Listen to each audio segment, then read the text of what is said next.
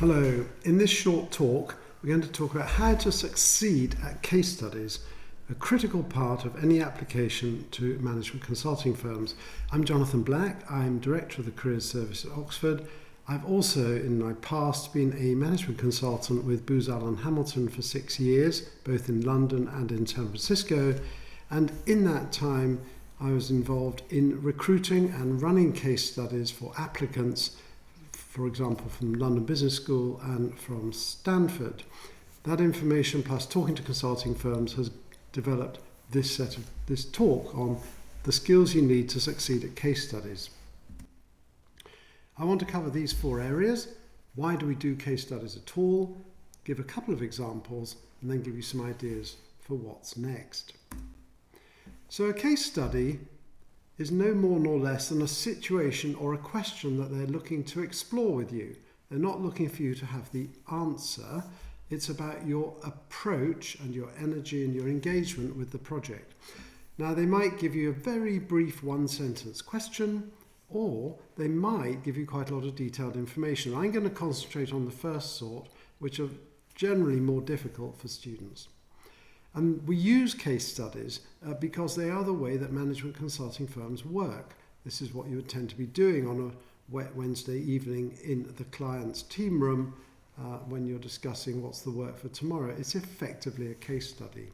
The good news is you can learn to do cases really well. The critical success factors, what are recruiters looking for when they test you with a case study, are the following. How engaged are you with the project? Are you 100% interested in the case? Do you bring a lot of energy to the room? Are you interested and showing you're interested? And have you got a structure that you can apply to how you can approach the case?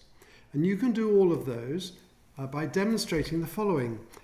That you think out loud. It's a bit like when you were at school. Show you're working and how your ideas are developing. State your assumptions as you go along. State them out loud. And overall, take the lead and own the problem. Even if you've never heard about the industry or the sector or the challenge before, suddenly this has become your problem. So some top tips. When someone gives you the case study or gives you a sentence or two to think about, the first thing is, if you absolutely need to, clarify some of the terms or make an assumption, but really try not to ask any questions at that point. We're looking for you to take the lead and think out loud, remember, about how you're approaching the project.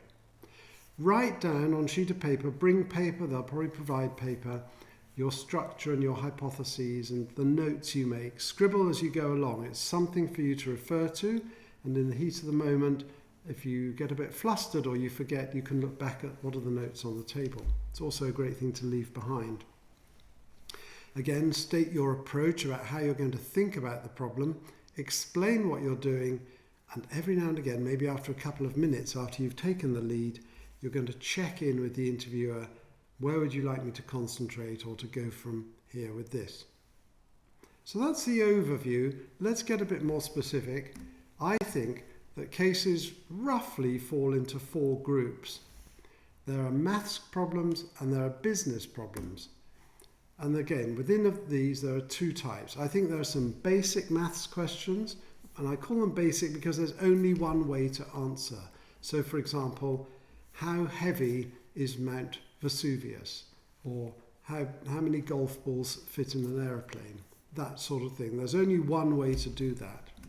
And then there are more complex maths estimates, and they're complex because there are multiple ways to answer it. And we're going to look at one of those in a minute.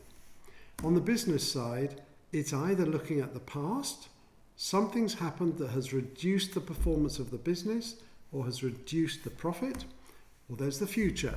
We want to enter a new market or bring a new product to market, think about a new country. And again, we're going to give an example of one of those. Let's take the first example, which is a maths estimate. And the case could be the following. You're a consultant and you're interviewing a client at an oil company. And during the interview, the executive says, we've got a couple of thousand petrol stations in the UK. Now, is that a believable question? This would be a real live example. You and a colleague have gone to interview a senior executive and they've made this comment. You have to be able to think through those numbers really quickly in the background, ideally in your head, or maybe a few marginal notes scribbling down, is that 2,000 the right sort of number? So my question to you is, how many petrol stations are in the UK? As an estimate, and it purely is an estimate. Now, where would you start? You could guess, but we don't really like guesses because, as they say, your guess is as good as mine. We're a consulting firm, people are going to pay us, so we need some rationale or some evidence. Better then would be something based on the population of the UK. Another approach might be to think about how many cars there are in the UK, how long it takes to fill up, how many hours in the day, utilisation of a petrol station, and so on and so forth. Quite a lot of maths involved and assumptions there. A third might be the total value of petrol sales per day, month, year or period. And fourthly, it might be think about a typical city you know about, how many petrol stations are there, and multiply it up. So a number of different ways of going about that. So one way, which I've seen most people start with, is roughly something to do with petrol station utilisation. And they think about car use, distance travelled per day, or per week or per month. So let's say 10,000 miles a year at 40 to the gallon. And so how many litres of petrol do people use? How long does it take to visit a petrol station, and so on and so forth. Or the running costs or the efficiency. You need an awful lot of information, but you can do it and you can make assumptions. Now, it's fine if you start off down this path, but you might find you're getting bogged down in details and in assumptions, and at some point it's okay to say to the interviewer, I'm going to come back to this way of doing it. I think there might be an easier approach, but let me just think about that one. A second option, for example, would be a population-based ratio. So let's take Oxford, about 150, 200,000 population. Again, just make a really round number assumption as to how many people live in various places that you know. Use the town you live in. And roughly 10 service stations, petrol stations in Oxford.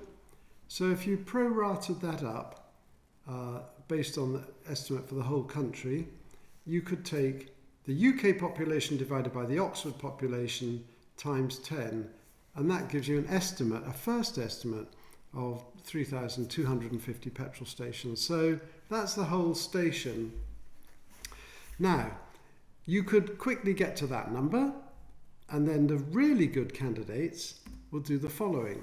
They'll say, well, now look, let me think about some of the factors that might have affected my estimate. And here are some examples.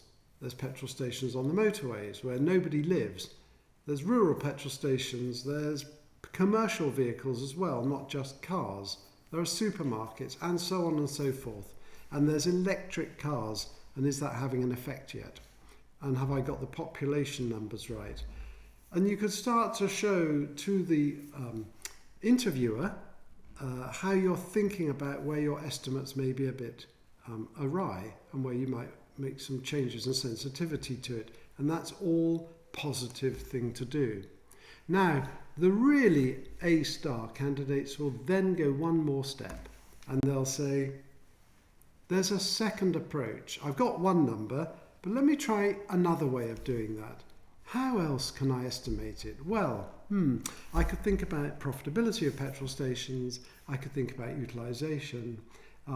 Ideally, if the time is short, they might say, yeah, good idea. How would you go about that? Or, okay, but let's move on. Finally, remember the exam question, which was, we have 2,000 petrol stations in the UK. Now, would you challenge it based on the estimate you've come up with, which was, say, 3,250 to maybe you've had another estimate of about 5,000? Well, yes, you probably would, because it's pretty difficult to believe that one company has about half the stations in the country. So maybe they meant something else. So we've closed the answer, we've made an estimate, and you've shown a great approach for doing it. Let's talk about the more business-related cases. Here's the case. You're sitting on a train and you start a conversation with a passenger. I run a factory, he says, that makes fridges, and we've been profitable for 5 years, but this year we started to lose money. And the odd thing is, the factory's never been so busy. If you could let me know how you'd think about this, I'd hire you as a consultant. So the case question is, what's going on in a factory that makes fridges, is very active and busy, and yet has started losing money? How would you start to think about such a case? Again, you don't need to ask them any questions, but you might just have a few questions in the back of your mind, or you might scribble these down on a sheet of paper on the desk in front of you. So question 1, is the product line competitive? You've been busy, people are buying them, but they're not really competitive anymore. Where have the profits been lost? Is it sales? Is it costs? Is it labour? Is it taxes? Why have we started losing money? Has the supply chain changed? Now, the supply chain is from the raw materials all the way through to the shop. Has something happened in between? The effect of the internet, people buying directly, what have you. And fourthly, have there been changes in legislation that means our fridges can't be sold anymore? I'm going to suggest that you might just scribble a few of those down and then say, I'm going to lay out my approach to the business case. Now, this will apply to any business case. We're going to use the profit and loss account, start at the top of that red arrow and work our way down. And then we're going to go across from there to generate some hypotheses about what might be going wrong or right, what data we would need to collect to prove or disprove the hypotheses, and finally, what recommendations. Now, this is the standard path of any consulting firm, whether it's a 5-minute answer or a 5-day or a 5-week or a 5-month answer. This is the approach you're going to take. You've only got 10-15 minutes, so it's one sheet of paper. And one hint, use the paper in landscape format, because look, it's the same shape as a PowerPoint slide, which is what consultants tend to use when presenting results. So already you're beginning to think and look like a consultant.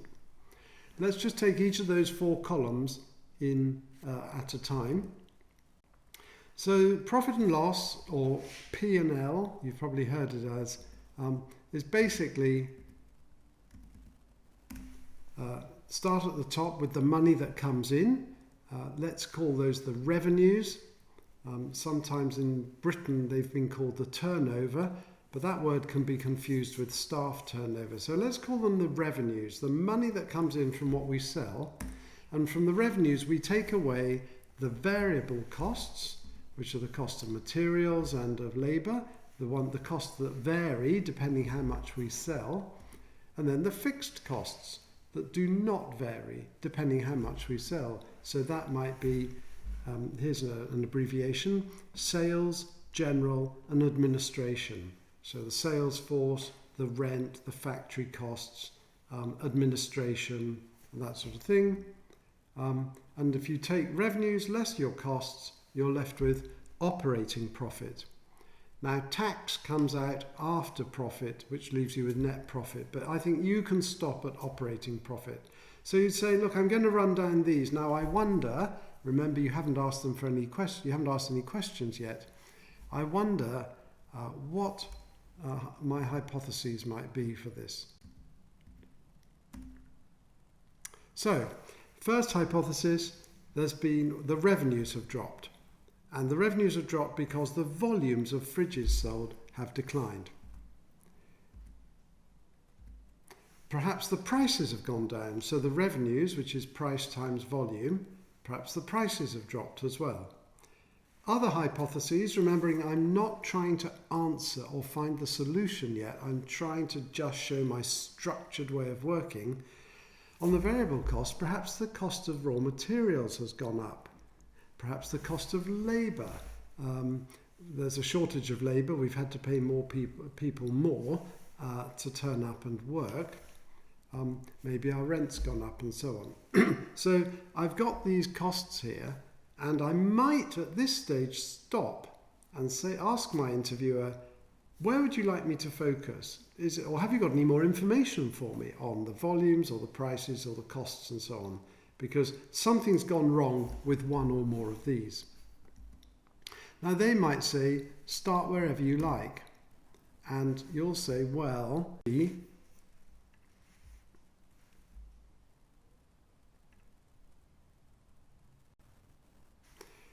recommendations might be to change the prices to make all lines profitable.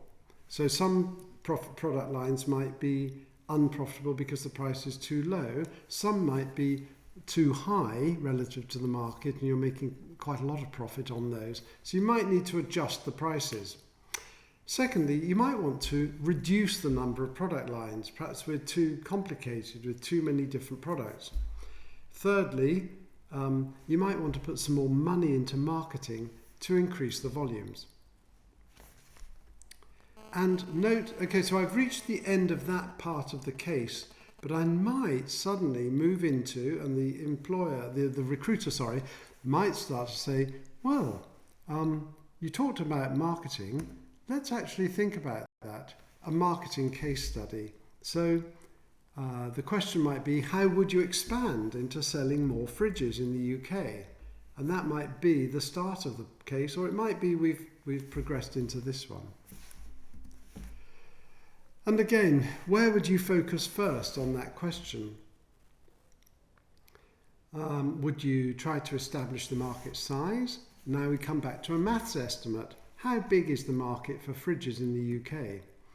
Secondly, I might map the supply chain from factory through wholesaler, retailer, through to the consumer. I might think about who the competitors are, and I'd go out and map them and look at their product lines and their prices and what have you. And I might think about the product technology. Do I need to have Wi-Fi in the fridge? Do I need cameras inside the fridge? Do I need auto defrosting? And things like that. So I'd be looking at all of those when I think about how would I sell more fridges in the UK.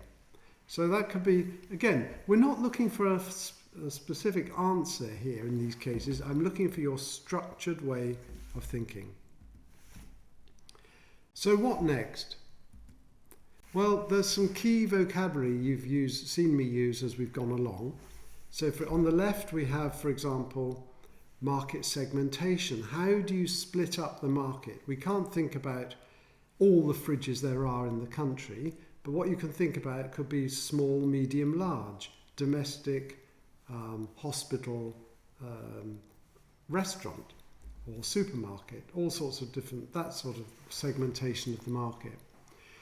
Now, having got the market segmentation, we think about the drivers, the key drivers of behaviour for each segment. In other words, how do people buy a small fridge for under the counter in a small apartment versus a large American side-by-side fridge? Are there different ways people think about buying those? Can you leverage some of your assets, your know-how, your intellectual property to make more money? Note the use of the word hypotheses. That's a very strong word in terms of my theories of thinking what could be going on. Recommendations, deliverables, data, and then supply chain. So a few key words that if you started to use some of them would show you are beginning to think like a consultant. On the right, unless you've been doing an MBA, no one's going to expect you to trot out the words or phrases like Porter's 5 Forces or the 4 Ps about marketing, or the 4 Cs, and I've given some examples there, or a SWOT analysis, which stands for strengths, weaknesses, opportunities and threats. I mean, you could use those, but unless you're really familiar with them, I would just stick to plain English and just thinking about these things from first principles. So what should you do next? I think you must practice these early. Once term starts and once you apply and you've done your online test, interviews come very quickly, within a couple of weeks. And in that time, of course, you probably have other things to do, like tutorials, essays, supervisions, sport, drama, music, whatever else you're up to.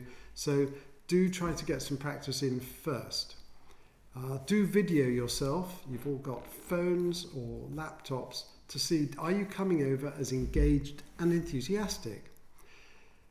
Learn some rough data, populations of the UK, London, Oxford, US, Europe, what have you. Some rough distances and the sizes of common objects like cars or golf balls or footballs or aeroplanes, or just guessing roughly, what is a metre, what is 10 metres, 100 metres and so on. Brush up your mental arithmetic so you can do basic multiplication and division. Become familiar. I gave a simple P&L structure. That's pretty much all you need. And of course, I would say attend the Careers Service Management Consultancy Fair and any recruiter events that go on through the term. By the way, if this isn't quite for you, there are other ways of using these sorts of skills and approaches that are not at a management consulting firm. So look at our briefing on management consultancy beyond the obvious, and indeed our briefing on management consultancy. And if you go on the Careers OXAC website, you'll find these briefings. Go to the big firms who often have case resources there because, again, they want you to succeed at these. There are some external resources like Case in Point and Ace the Case. There are some books you can look at. You can Google it. Oxford has a number of student societies focused on management consultancy. And again, they will organise students to work in pairs or threes or fours to practice cases. And then there are some other programs we run at the Careers Service which you might find useful, such as the Student Consultancy, the Oxford Strategy Challenge, which is just about 8 days. It also gives you something great for the CV, real life experience of consultancy. Insight into Strategy and Management is a 3-evening program to give you the basics of strategy.